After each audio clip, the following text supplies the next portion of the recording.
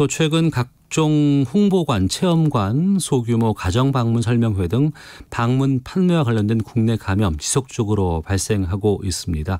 주의사항 알려드리겠는데요. 방문 판매 관련해서 홍보관, 체험관에서는 밀폐된 환경에서 다수의 방문자가 밀집해서 장시간 접촉하는 특성 때문에 감염 전파가 일어나기 쉽습니다. 중장년층, 특히 어르신들 방문 판매 관련 행사 참석하지 말아주시고 가정 방문 등을 통한 소규모 설명회 또 제품 설명 등의 과정에서 장시간 동안 밀접해서 대화가 이루어지면 이 감염 발생 우려가 매우 높습니다. 자제해 주실 것을 당부드리겠습니다. 자, 저희 내용 좀 살펴보겠습니다. 코로나19 감염자 가운데 의료급여 수급자의 사망 위험이 소득이 많은 사람들보다 2.8배 높다는 연구 결과가 나왔습니다. 이 연구 진행하신 연세대 원주의과대학 인공지능 빅데이터 센터 김재영 교수 먼저 연결해서 좀 이 내용 여쭤보도록 하겠습니다. 나와 계시죠? 네. 나와 있습니다. 네네, 고맙습니다. 그러니까 코로나19 감염된 사람들 가운데서 그러니까 의료급여 수급자의 사망 위험이 고소득자보다 2.8배가 높다. 이 연구는 어떻게 진행하게 되셨습니까? 저희가 2월 말부터 질병관리본부하고 국민건강보험공단의 빅데이터 센터하고 지금 이러한 좀 기초 통계가 시급히 필요하다라는 제안을 했고요. 예. 그 양기관도 동의하에 좀 이런 좀 역학 연구를 이제 좀 비교적 신속하게 진행할 수 있었습니다. 네. 지금 비교 대상이 의료급여 수급자 그리고 고소득자인데 이 의료급여 수급자라고 하니까 좀 말이 어렵습니다만 우리가 흔히 그냥 저소득층 이렇게 이해를 해도 되겠습니까? 예, 뭐 크게 무리는 없을 것 같습니다. 근데 이게 왜 소득과 상관관계가 발생을 하게 되는 건가요? 일단 그 사회적으로 네. 그 이제 경제적인 부분에서 취약한 인구 집단이 이제 건강이 더 나쁘기도 하고 예. 또는 반대로 건강이 나쁘신 분들이 또 경제적으로 취약해지기도 하죠. 그러한 것들이 이제 좀 결과적 종합적으로 나타난 결과라고 생각합니다. 근데 이제 저희 연구 결과에서는 네. 이제 직장인 그 상위 20% 고소득자에 비해서 네. 이제 특히 의료급여 그 수급자분들의 이제 사망률이 높았다는 그 사실을 얘기하고 그다음에 그 원인들을 좀 더 이제 찾아봤는데 네. 그것이 여러 가지 이제 그 뭐 심장 질환, 콩팥 질환, 뭐 이런 여러 만성 질환들이 네. 또 이제 그런 원인을 제공하는 것 중에 또 하나라고 이제 좀 파악되고 있습니다. 그러니까 애초에 질병을 좀 앓고 있는 분들이 코로나19에 감염이 되면 사망 위험이 훨씬 더 높은 거 아니겠어요? 그렇죠. 저희는 2019년 12월 말까지 예. 이제 그 코로나19 이제 감염자분들이 그동안 이미 이제 앓고 있었던 질환들을 사전에 이제 정리를 해서 네. 사전에 어떤 질환이 있었고 그다음에 코로나19에 감염됐는데 그 이후에 나타난 사망을 이제 관찰한 것입니다. 네. 이 코로나19 발병률 또 사망률과 이 소득과의 관계 이게 참 우리 의료 현실이라든가 우리 사회상을 좀 반영할 수 있을 것 같은데 이게 어떤 메시지를 남긴다고 보십니까? 사실은 그 요번에 이제 언론에서 주목해 주신 결과가 나오기 한 2주 전에 예. 저희가 이제 그 발생률에 대한 그 보고를 이미 이제 학회했습니다. 네. 근데 이제 거기서 좀 흥미롭게 나왔던 것은 네. 이제 그 5분위로 나누었을 때 이제 코로나19의 발생률이 마치 계단을 타듯이 순차적으로 이제 증가하는 양상을 발견할 수 있었습니다. 예. 발생에서는 그렇게 되는 것이고, 근데 사망률에서는 네. 전반적으로 이제 건강보험 대상자들에서는 일정한 다소의 이제 차이는 있었으나 가장 큰 격차가 이제 그 의료급여 수급권자분들하고의 차이가 가장 크게 나타났던 거고요. 네. 그래서 저희도 참 이제 고민을 했던 게, 왜 발생률에서는 이렇게 완전히 그 일관된, 이제 가난할수록 발병률이 높을까 이런 것들을 좀 고민을 하면서 이게 이제 그 가난한 분들의 어떤 생활 환경, 그 다음에 어쩌나 그 경제 활동이나 직장에서의 그 환경이라는 것이 아무래도 이제 경제적 여유가 계신 분들보다는 본인이 이제 점유할 수 있는 공간이 적지 않습니까? 네. 그런 것들하고 연관된 것이 아닌가. 발생률에서는 그렇게 생각을 했고, 이제 사망률에서는 이제 그 의료급여 수급관자에서 사망률이 높은 것이 여러 이제 만성 질환들을 이미 가지고 있는 분들이 취약했기 때문이다. 이렇게 이제 해석을 하고 있습니다. 그러면 이 소득과 질병과의 연결고리를 찾을 수 있다면, 또 찾았다면 이걸 이제 응용을 해서 사전에 예방도 가능한 거 아닐까요? 사실은 이제 감염병 방역 활동에서 제일 중요한 게 결국 이제 사망률인데요. 네. 저희가 이제 뭐 예를 들어 감기 같은 경우에 훨씬 더 많은 사람들이 이제 감기에 걸려도 이 사망률이나 이런 것들이 높지 않아서 네. 공중보건학 쪽으로 큰 관심이 없지 않습니까? 예. 근데 이제 이런 코로나19처럼 이제 사망률이 어느 정도 이상이 되는 질환에서는 제일 중요한 게 이제 사망을 막는 것이고, 그럼 저희는 이제 그 건강보험의 빅데이터를 이용해서 이 사망에 영향을 미치는 위험 요인들을 이제 빨리 찾아내는 것이 네. 바로 이제 올바로 이제 신속하게 방역 활동을 하고 대국민 홍보를 하고 이런 것들은 이제 반영이 되는 것이죠. 네. 저희는 이런 이제 보고 신속 분석하고 보고 작업을 이미 3월 달부터 예. 정기적으로 해가지고 그 결과물을 질병관리본부에 이제 보고해 왔습니다. 네. 교수님께서 가습기 살균제 피해 규명 당시에도 이 빅데이터 분석을 하셨다고 들었습니다. 이 질병 치료나 예방에 이 빅데이터 분석이 어떤 의미를 가진다고 보십니까?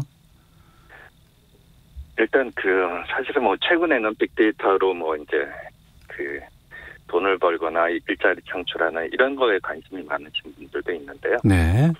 사실은 빅데이터는 이제 전 국민 본인들의 정보인 거고, 이것들이 이제 국민의 정보가 어떤 공익적 목적으로 제대로 활용되는 것이 매우 중요하고, 네. 지금 우리나라의 이제 건강보험 자료는 이제 5천만 국민의 그 상세한 어떤 의료 이용 내역 같은 것들이 다 담겨 있습니다. 네. 그렇기 때문에 이것을 잘 활용하면 사실은 원인을 규명하기 어려웠던 이제 가습기 살균제 피해 규모도 저희가 이제 산출하기도 했고요. 예.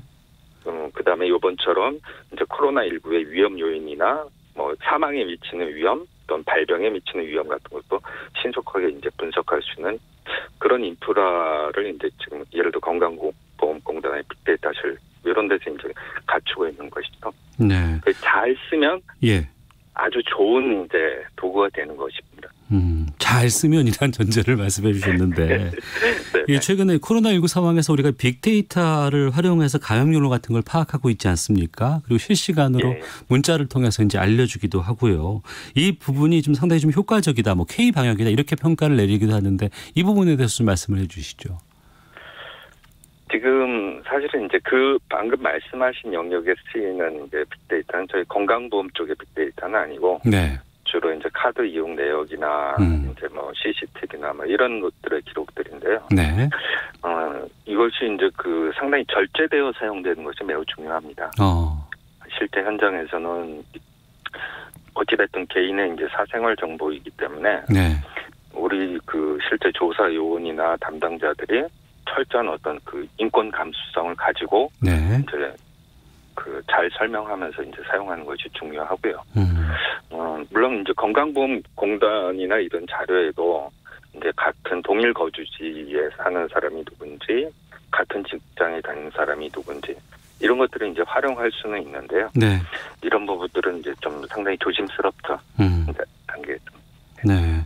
이번 연구 결과 통해서 코로나19 상황에서의 소득이 뭐 발병이라든가 사망에도 좀 영향을 끼친다는 저희가 정보를 얻게 됐습니다. 이걸 통해서 좀 우리 공공으로 좀 확충하게 되고 사회적 안전망 좀 촘촘히 하는 제도 좀 꼭 필요한 것 아닌가 생각이 드네요. 오늘 말씀 여기까지 듣도록 하겠습니다. 고맙습니다. 예, 감사합니다. 예, 연세대학교 원주의과대학 인공지능 빅데이터 센터 김재영 교수 연결해서 말씀 들어봤습니다. 그러면 최근에 코로나19 상황에 대해서도 좀 말씀을 나눠보도록 하겠습니다. 지금 N차 감염이 계속 지역사회에서 좀 퍼져나가고 있습니다. 광주도 지금 심각하다고 하는데 한림대 강남성심병원 감염내과 이재갑 교수 연결해서 좀 짚어보겠습니다. 안녕하십니까? 예, 안녕하세요. 예. 최근에 코로나19 추이는 어떻게 보고 계세요? 일단 수도권은 조금 덜 발생하게 하는데 수도권은 끊임없이 계속 발생하고 있고요. 예. 특히 대전하고 강주에서 최근에 한 100여 명 넘게 환자 발생하면서 특히 광주 같은 경우는 이제 사회적 거리도 2단계도 올렸고 예. 그래서 수도권의 그런 발병 양상이 지방으로 좀 확산되는 양상이 유지되고 있고 또 해외에서 유입되는 환자들은 꾸준히 계속 들어오고 있고 네. 이런 상황으로 생각이 됩니다. 네. 상당히 오랫동안 50명대를 오르내리면서 확진자가 계속 나오거든요. 해외 유입도 그렇고 지역 발생도 그렇고. 이건 그나마 관리가 되고 있는 겁니까? 아니면 우리가 좀 잡기 힘든 상황까지 오고 있는 겁니까? 일단 그냥 균형을 맞췄다고 할까요? 딱 그냥 이제 경제 재개나 이런 거와 더불어서 방역도 느슨하게는 안 가고 있는데 그게 네. 딱 그냥 절충돼가지고 그냥 시소를 타고 왔다 갔다 하는 느낌 딱 받고 있습니다. 그 말씀은 이 상태가 당분간은 계속될 수밖에 없다는 의미로도 들리는데요.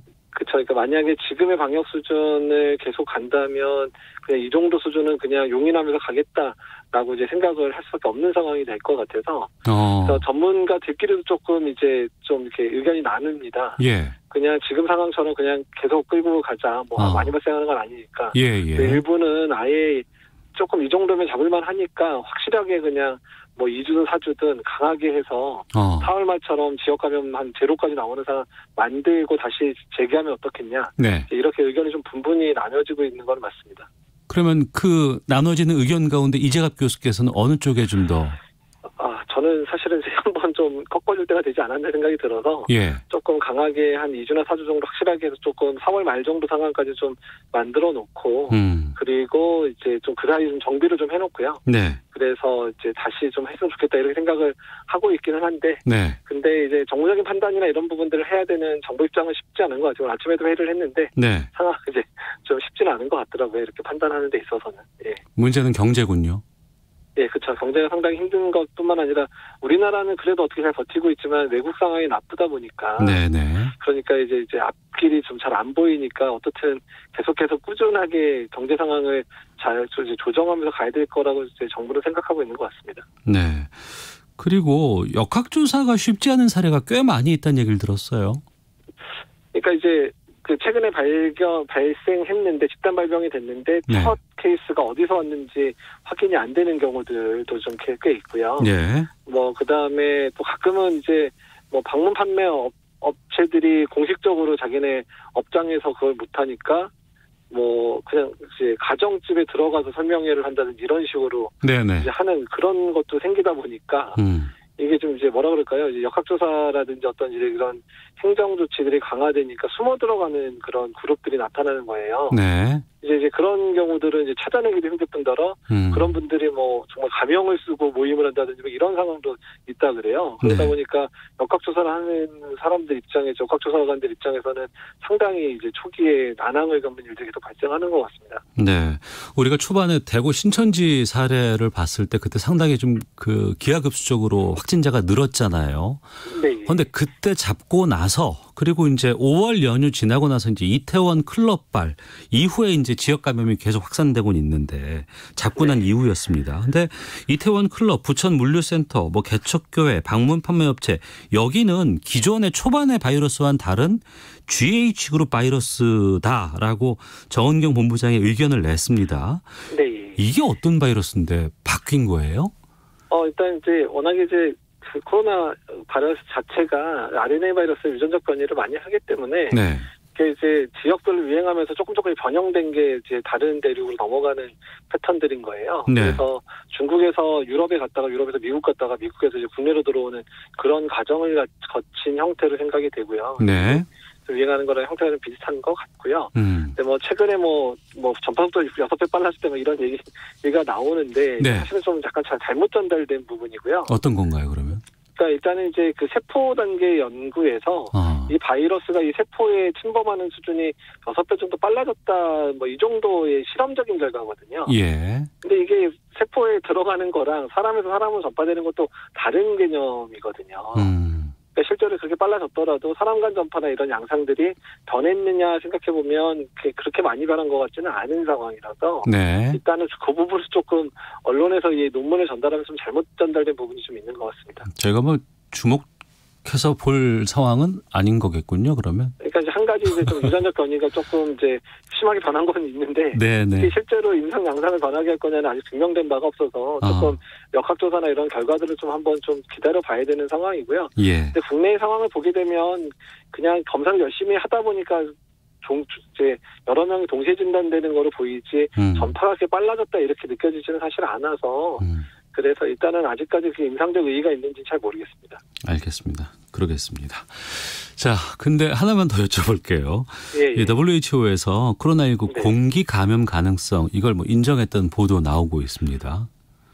그러니까 사실 이제 그 감염 관리 가이드라인이 이제 어젠가 나왔는데요. 그 내용 보면 일단 주된 경로는 비말 경로가 맞다라는 건 계속 인정을 하는 겁니다. 예. 근데 다만 이제 사람이 좀 많이 모이고 밀집되고 밀폐된 공간에서는 조금 더 광범위하게 확산되는 게 아니냐. 그러니까 이런 부분이 그러니까 공기맥의 감염으로 의심되는 사례들이 좀 있다. 네. 그래서 이 부분은 좀 더 연구가 필요하다. 이제 이렇게 얘기를 한 거여서. 네. 그러니까 뭐 인정을 했다기보다는 이제 그만큼 코로나 바이러스가 잘 전파된다는 특성을 얘기한 거고 비말 감염의 주된 건데 극히 일부는 가능성이 있겠다. 그래서 아직까지 비말 감염이 맞긴 맞고요. 다만 이제 일부 상황에서는 이제 사실 비말 감염과 공기 감염이 딱 어디 이제 무자르시 잘리는 부분이 아니거든요. 네네. 어차피 호흡기로 전파되는 양상이다 보니까 그래서 일단 일부 그런 부분이 의심되는 부분이 있겠다 정도로 생각을 하시면 좋겠고요. 네. 그래서 국민들께서는 비말 감염이 주된 거다. 다만 극히 일부의 아주 밀폐된 공간이나 많은 사람이 말을 하게 되거나 이런 상황에도 문제가 되는 부분이고요. 네. 그리고 그 한 230명의 과학자들이 WHO에 권고한 내용의 사실 그 이유는 이제 우리나라 사실 마스크도 열심히 해서 손위생도 잘하고 있잖아요. 네. 근데 이제 마스크의 중요성에 대해서 너무 간과가 됐기 때문에 이런 식으로 전파도 되니까 마스크 착용을 더 잘해야 된다. 이런 의미로 사실 WHO에 권고를 했던 내용이기 때문에요. 그래서 사실 우리나라는 마스크 좀 잘 착용하고 있으니까 마스크를 더 잘 착용하면 된다 정도로 받아들이면 되는 결과로 생각하시면 될 것 같습니다. 알겠습니다. 그리고 그 코로나19 앓고 나면은 뭐 항체가 생겨서 일정 기간 면역력을 얻게 되는데 네. 한국 사람이 항체 형성률이 현저하게 낮다 이런 보도가 났습니다. 이건 어떤 의미인 거예요? 그러니까 이제 한국 사람이 걸렸는데 항체가 안 생기다 이런 개념이 아니고. 예. 그러니까 지금 우리나라가 이제 외국보다는 확진 환자 수가 많지는 않잖아요. 그렇죠. 그래서 광범위하게 감염된 사례는 아닌 것 같다. 라는 거고. 근데 이제 우리나라는 또 특히 검사를 되게 열심히 하다 보니까 조그만 증상이 있거나 또는 오히려 뭐 증상이 없더라도 전수조사하면서 무증상 감염자까지 막 찾아냈잖아요. 그렇습니다. 근데 이제 미국이나 유럽이나 이런 데는 환자가 너무 많이 발생을 하니까 정말 좀 이제 입원을 필요하거나 증상이 심한 분들 중심으로 검사를 하고 있죠. 그러니까 그런 데는 이제 확진자 숫자에 비해서 이제 항체 검사는 이제 한 번에 걸렸던 사람 다 골라내는 거니까 항체 검사할 때 그 두 개의 갭이 상당히 벌어지거든요. 예. 그러니까 이제 그렇다는 얘기는 우리나라가 그만큼 검사를 열심히 했다는 측면들도 있고 그만큼 우리나라는 면역이 형성될 정도로 광범위하게 확산되지는 않았다 정도로 이해를 하시면 될 것 같습니다. 그러니까 깨끗한 사람들이 많다는 뜻 아니겠어요? 그렇죠. 그러니까 앞으로 이제 더 걸릴까 거꾸로 얘기하면 좋은 거는 우리나라 그만큼 방역을 잘하고 사회적 거리두기 같은 거를 잘했다는 걸 간접적으로 평가하는 내용이 되는데 거꾸로 말하면 앞으로 걸릴 사람이 너무 많다는 얘기도 되는 거예요. 앞으로 걸릴 사람이 많을 수도 있다 이런 우려.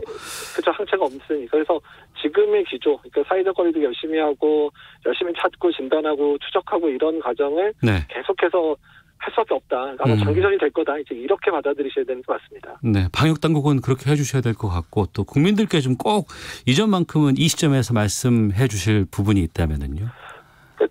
뭐 언론에서 보셔도 뭐 상황을 보시면 그 아주 장기전이 될 것 같잖아요. 백신이 좋은 백신 나오니까 1년이든 2년이든 이 상황이 계속 갈 수도 있는 상황이기 때문에 어떤 국민들께서 지치지 말고 어쨌든 지금껏 잘해 주셔서 우리나라가 좀 조절이 잘 되는 게 국민들의 힘이 거의 한 80%를 보거든요. 국민들끼리 지금껏 해주셨던 부분들을 좀 지치지 말고 꾸준히 잘 해주시기를 부탁을 드립니다. 알겠습니다. 지치지 말고 끝까지 계속해서 좀 방역 수칙 잘 지키는 것 잊지 마셔야 될 것 같습니다. 자, 한림대학교 강남성심병원 감염내과의 이재갑 교수와 함께했습니다. 말씀 고맙습니다. 네, 감사합니다. 네, 이어서 이 시각 교통 상황 듣고 헤드라인 뉴스 확인하고